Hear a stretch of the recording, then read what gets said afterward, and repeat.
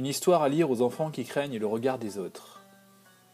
Extrait de Sagesse et malice de Nasreddin le fou qui était sage. Le fils de Nasreddin avait 13 ans. Il ne se croyait pas beau. Il était même tellement complexé qu'il refusait de sortir de la maison. « Les gens vont se moquer de moi », disait-il sans arrêt. Son père lui répétait toujours qu'il ne fallait pas écouter ce que disent les gens, parce qu'ils critiquent souvent à tort et à travers. Mais le fils ne voulait rien entendre.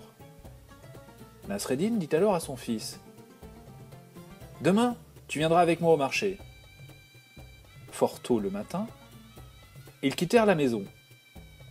Nasreddin Hodja s'installa sur le dos de l'âne et son fils marcha à côté de lui.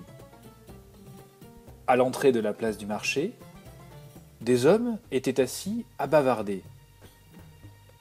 À la vue de Nasreddin et de son fils, ils lâchèrent la bride à leur langue. « Regardez cet homme, il n'a aucune pitié. Il est bien reposé sur le dos de son âne et il laisse son pauvre fils marcher à pied. Pourtant, il a déjà bien profité de la vie.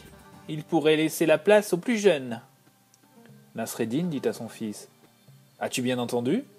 Demain, tu viendras avec moi au marché. » Le deuxième jour, Nasreddin et son fils firent le contraire de ce qu'ils avaient fait la veille. Le fils monta sur le dos de l'âne et Nasreddin marcha à côté de lui. À l'entrée de la place, les mêmes hommes étaient là. Ils s'écrièrent à la vue de Nasreddin et de son fils. « Regardez cet enfant! Il n'a aucune éducation, aucune politesse. Il est tranquille sur le dos de l'âne, alors que son père, le pauvre vieux, est obligé de marcher à pied. » Nasreddin dit à son fils « As-tu bien entendu ? Demain, tu viendras avec moi au marché. » Le troisième jour, Nasreddin Hodja et son fils sortirent de la maison à pied en tirant l'âne derrière eux, et c'est ainsi qu'ils arrivèrent sur la place. Les hommes se moquèrent d'eux.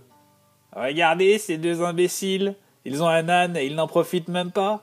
Ils marchent à pied, sans savoir que l'âne est fait pour porter les hommes. » Nasreddin dit à son fils « As-tu bien entendu ?